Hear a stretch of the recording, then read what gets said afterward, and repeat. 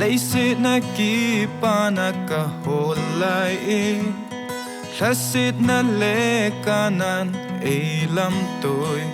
Mihem hinan kathoh joupoi O leiset hinkho nopna umlou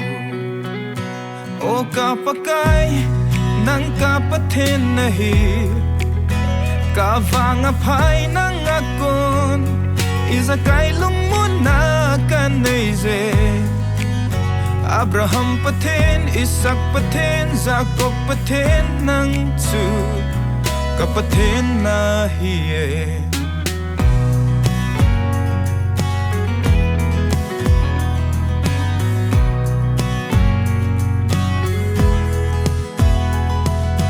Chim chah louvin kahinkho nangin hinan busy Suni sat noi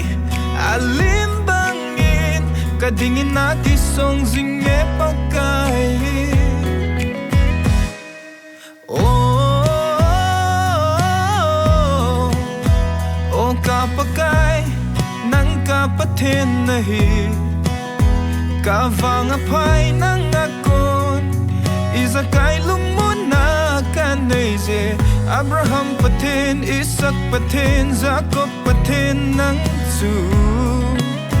Ka Pathen nahie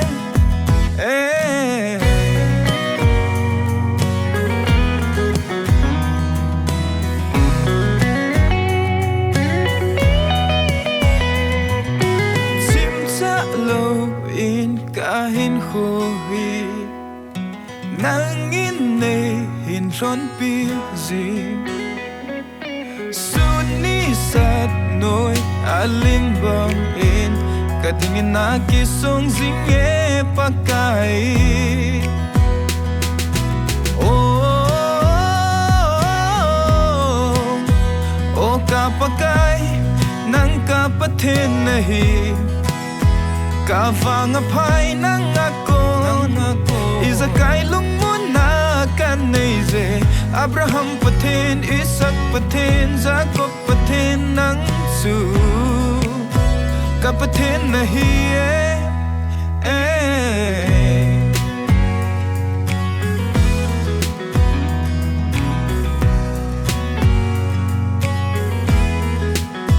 Chim chah louvin